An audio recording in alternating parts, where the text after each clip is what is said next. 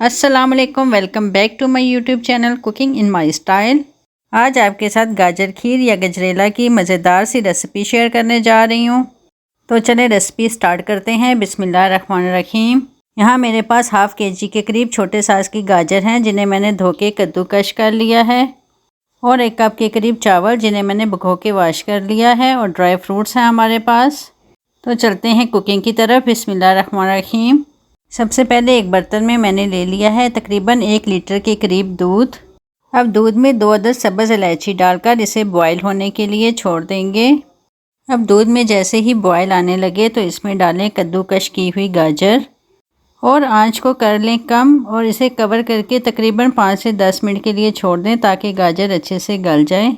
यहाँ एक और बर्तन में हम ले लेंगे तकरीबन 2 लीटर के करीब पानी जैसे ही गर्म होने लगे इसमें डालेंगे चावल और चावल को तकरीबन 95% हमने इस पानी में बॉयल करना है।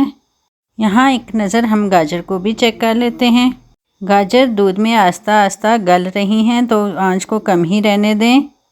सर्दियों का मौसम हो, गाजर का हलवा हो या गाजर खीर, सब ही बहुत शौक़ से खाते हैं और तकरीबन फरमाइश पर ये दोनों चीज़ें हर घर में ही विंटर सीज़न में बनाई जाती हैं।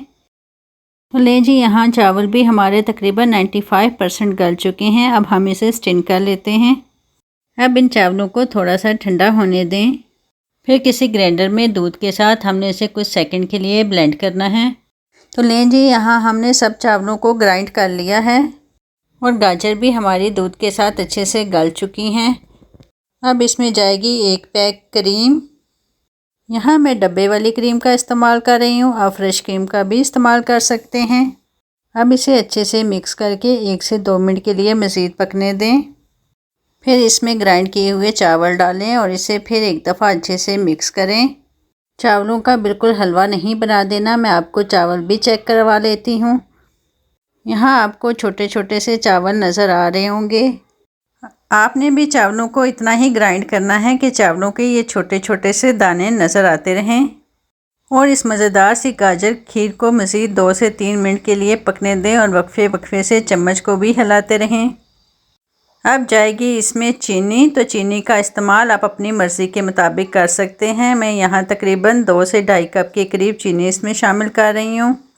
अब बारी है ड्राई फ्रूट्स की, तो आप अपनी मर्ज़ी के मुताबिक ड्राई फ्रूट्स का भी इस्तेमाल कर सकते हैं, लेकिन इस्तेमाल से पहले इन्हें अच्छे से वॉश कर लिया करें क्योंकि इनमें बहुत सी मिट्टी होती है। ड्राई फ्रूट डालने के बाद इसे 1 मिनट के लिए मज़ीद पका लें। अब अगर आप चाहें तो इसमें रूह केवड़ा के भी कुछ ड्रॉप्स डाल सकते हैं। मुझे वो पर्सनल पसंद नहीं, इसलिए मैंने उसे कर दिया है स्किप। अब इसमें थोड़ा सा खोया डालें और इसे एक बार फिर अच्छे से मिक्स कर लें। नहीं जी, हमारी ज़बरदस्त सी गाजर खीर रेडी है। इसके टेस्ट को बैलेंस करने के लिए हम इसमें चुटकी भर नमक डाल के अच्छे से मिक्स कर लेंगे। गाजर खीर को प्लेट आउट करने से पहले आज का स्पेशल थैंक्स जाता है मिसेज़ अब्दुल कद्दूस फ्राम गुजरात। आपके खलूस और मोहब्बतों का शुक्रिया। अब करते हैं अपनी मज़ेदार सी गाजर खीर को डिश आउट और इसको गार्निश करेंगे कुछ मज़ीद ड्राई फ्रूट्स के साथ और आपसे लेंगे इजाज़त। लेकिन जाने से पहले आपसे रिक्वेस्ट है कि मेरी वीडियो को लाइक कर दें और चैनल को भी सब्सक्राइब कर दें ताकि मेरी आने वाली हर नई वीडियो आप तक पहुंचती रहे। इंशाल्लाह फिर मिलेंगे किसी नई रेसिपी के साथ। अपना ख्याल रखिएगा। अल्लाह हाफिज़।